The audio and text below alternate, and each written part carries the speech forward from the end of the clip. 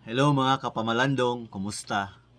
Aduna na ba'y mga tao sa imong kinabuhi nga misaad nimo og usa ka butang or tingali dili usa ka butang kundi usa ka saad nga diin nagpakita sa iyang gugma diha sa imuha. Og kung aduna magani igsuon, kumusta man ang maong saad? Brothers and sisters in Christ, daghang mga taong misaad apan wala matuman.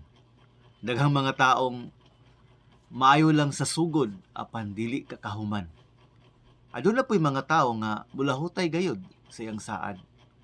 Apan kung atong tan-awon ang kasinatian sa matag usa, aduna gayoy mga higayon sa kinabuhi nga diin adunay mga tao nga nasakit tungod kay gisaaran ug unya kining maong saad wala matuman.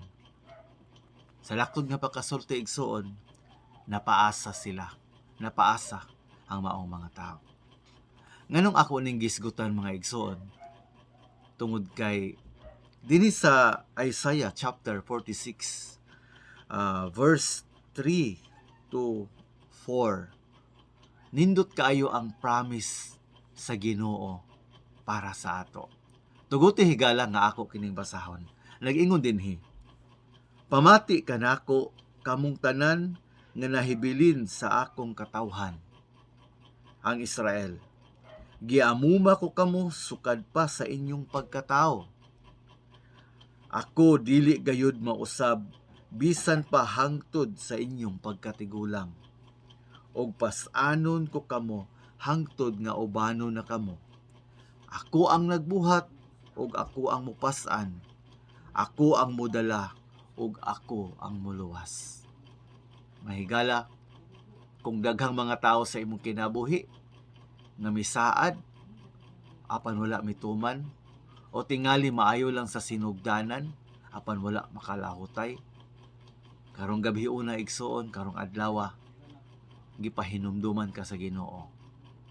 Ang sukad pa sa imong pagkatao, giatiman o giamuman na kadaan og dili siya mausab bisan pa og matigulang na ka.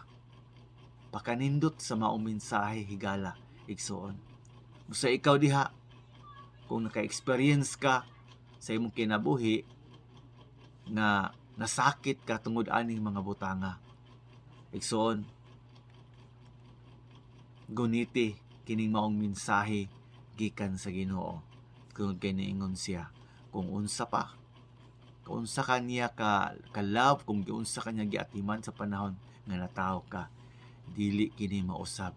Dili mausab ang gugma sa Ginoo sa imuha. Dili mausab ang iyahang pagpangga sa imuha. Bisan pa sa imong mga sala nga nahimo. Bisan pa sa imong pagka-unfaithful, magkabilin siyang faithful sa iyang mga saad. Bisan pa og unsa ka makasasala, dili kini makapausab sa iyang gugma og siyang pag-atiman sa imuha. Tungod kay siya niingon og ni-promise nga dili siya mausab.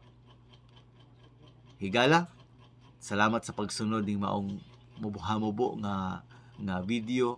I hope nga na-bless ka. Kung na-bless ka igsoon, kapamalandong, paki-share nga ni sa uban to remind us, to remind sa tanang mga tao nga ang gugma sa Ginoo dili gayon mausab sukad pa sa sinugdanan. Kita-kita ta sa sunod akong video. God bless you, brothers and sisters in Christ.